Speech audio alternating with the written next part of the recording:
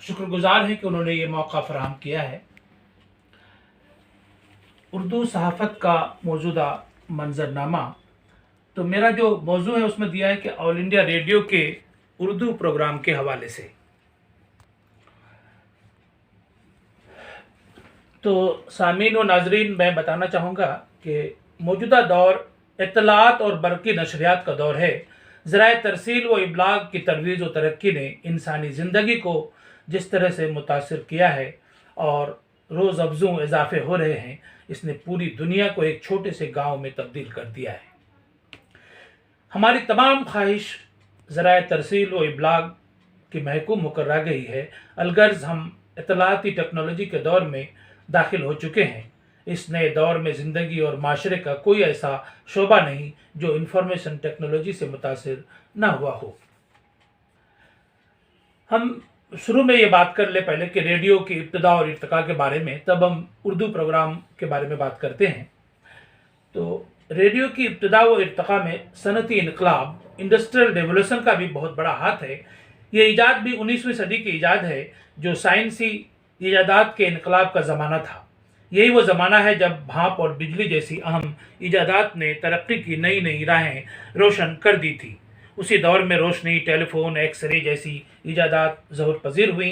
फिर इंसान ने उड़ना सीखा, हम जौहरी तवानाई से बहरावर हुए और सितारों पर कमन डालने की फ़िक्र में सरगर्दा रहने लगे। और यह उसी ज़माने की बात है जब नशरियात ने भी अपने लिए राहें मुतय्यन करना शुरू कर दी थी। बहरहाल, इस किस्म का सबसे पहला तजर्बा इंग्लिस्तान में जुलाई 1922 में किया गया, इसलिए रेडियो नशरियात की तारीख़ और इब्तिदा में 1922 अहम है। उसी साल ब्रिटिश ब्रॉडकास्टिंग का वजूद अमल में आया और इस इदारे ने निजी तौर पर लंदन से अपनी रोज़मर्रा नशरियात का आगाज़ किया। इसकी मकबूलियत और रोज़ अफ़ज़ू तरक्की से मुतासिर होकर हुकूमत इंग्लिस्तान ने फ़ैसला किया कि इसे सरकारी इंतज़ाम व इंसराम में रहना चाहिए। ऐसा सिर्फ इसलिए किया गया कि रेडियो नशरियात ने अपने मुअस्सिर ज़रिए तरसील व इबलाग होने का सबूत फराहम कर दिया था। चुनांचे 1924 में एक कंपनी बंद कर दी गई और इसकी जगह 1927 में ब्रिटिश ब्रॉडकास्टिंग कॉरपोरेशन यानी BBC, एक खुद मुख्तार अवामी इदारा वजूद में आया, जिससे अवाम व ख़ास सभी बहरावर होने लगे। और 25 सितंबर 1932 को वो तारीख़ी दिन आ पहुंचा जिस दिन शाह जॉर्ज पंजम ने इस आला सूद की खिदमात का फ़ायदा उठाते हुए बरतानवी हुकूमत के ज़ेर नगी आने वाले कई ममालिक के अवाम को क्रिसमस का शाही पैगाम दिया। इसी तरह पहली बार शाह की आवाज़ न्यूजीलैंड और ऑस्ट्रेलिया में गोशगुजार की गई। अब बात करते हैं हिंदुस्तान में नशरियात की। हिंदुस्तान में नशरियात की तारीख ज़्यादा पुरानी नहीं है। इसका बाकायदा आगाज़ 20वीं सदी की तीसरी दहाई में हुआ। इब्तदाई दौर में नशरियात मुंतशिर थी। इसकी इब्तदा कलकत्ता, मुंबई और मद्रास में ज़ाती तौर पर चलाई जाने वाले रेडियो क्लबों से हुई। नशरियात के शौकीन अफराद ने इसका एहतमाम किया था। बाकायदा नशरियात का आगाज़ 1927 में हुआ जब इंडियन ब्रॉडकास्टिंग कंपनी का वजूद अमल में आया। रेडियो नशरियात की मकबूलियत के पेश नज़र 1934 ईस्वी में रेडियो स्टेशन के क़याम की मंजूरी हासिल हुई और 30 अगस्त 1953 को BBC के लायनल फिल्डन को कंट्रोल ऑफ ब्रॉडकास्टिंग के ओहदे पर फायज किया गया। इस तरह हिंदुस्तान में रेडियो नशरियात का एक मुकम्मल इदारा वजूद में आया। अब नशरियात के मैदान में खुसूसी तवज्जो दी जाने लगी और 20 किलोवाट का बड़ा ट्रांसमीटर नस्ब किया गया, जिससे पहला प्रोग्राम 1 जनवरी 1936 को 18 अलीपुर रोड से नश्र हुआ। उसी साल 8 जून को इंडियन ब्रॉडकास्टिंग सर्विस IBS का नाम भी तब्दील कर दिया गया और नया नाम ऑल इंडिया रेडियो रखा गया। महकमा इत्तलात और नशरियात हुकूमत हिंद के ज़ेर तमाम काम करने वाले इस इदारा ऑल इंडिया रेडियो के तहत 225 नशरियाती मराकज़ कायम हैं, जिनमें 144 मराकज़ से मीडियम वेव फ्रीक्वेंसी पर सब रोज़ नशरियात जारी रहती हैं। इसी तरह 54 शॉर्ट वेव और 140 से ज़ायद FM ट्रांसमीटर के ज़रिए नशरियात का काम अंजाम दिया जा रहा है। ऑल इंडिया रेडियो 24 ज़बानों और 146 बोलियों में प्रोग्राम नश्र करता है, जबकि एक्सटर्नल सर्विसेज डिवीज़न यानी ESD के ज़रिए 27 ज़बानों में दिन रात प्रोग्राम नश्र होते रहते हैं। इनमें 17 मुल्की और 10 गैर मुल्की ज़बानें शामिल हैं। गो कि आज टेलीविज़न, कंप्यूटर, खुसूसन इंटरनेट और मोबाइल का दौर दौरा है, फिर भी रेडियो की अहमियत में कोई कमी वाक़ नहीं हुई है और रेडियो अपनी अफादियत व मानवियत बरकरार रखने में आज भी उसी तरह कामयाब है जैसा कि पहले था। ये एक ऐसा ज़रिया इबलाग है जिसके ज़रिए मुख्तलिफ़ किस्म के इत्तलात, ख़यालात, तजुर्बात, नज़रियात, उलूम व फ़नून, तफरीही मवाद, हालात हाज़रा, अवामी मसाइल और दीगर बहुत सारी मालूमात नहायत तेज़ रफ्तारी से हमें मौसूल होती हैं। खुसूसी तौर पर रेडियो ने हिंदुस्तानी तहज़ीब और सक़ाफ़त को बहुत फ़रोग़ दिया है, ख़ास इसमें अदब व शेर हो या फिर मौसीकी और दूसरे उलूम व फ़नून। सभी की आला कदरें रेडियो की मरहून मिन्नत हैं। इसकी सबसे बड़ी खूबी यह है कि इसका हदफ यानी टारगेट एक बहुत बड़ा इंसानी ग्रोह होता है जो हर वक्त तमाम मालूमात से बहरावर हो सकता है। रेडियो के सामीन का वसी हल्का और अवाम में इसकी मकबूलियत ही इसकी कामयाबी की सबसे बड़ी दलील है। शायद इसी वजह से हमारे दिलों में आवाज़ के ज़रिए हुकूमत करता है, जिसमें न पढ़ने की ज़रूरत होती है और न ही देखने की कोशिश करनी पड़ती है, जबकि इसके अलावा तमाम ज़राए इब्लाग मसलन अखबार, रसायल व जरायद, कुतुब, फिल्म, थिएटर, यहाँ तक कि टेलीविज़न और इंटरनेट सभी का रिश्ता हमारी आँखों से होता है। इसके अलावा ये सभी ज़राए इब्लाग तमाम लोगों मसलन देही इलाके के नाखानदा अफराद, कम पढ़े लिखे लोगों के लिए कारआमद नहीं है। और सबसे बड़ी बात यह है कि कभी कभी शहरों में भी ये ज़राए इब्लाग बआसानी दस्तयाब नहीं होते।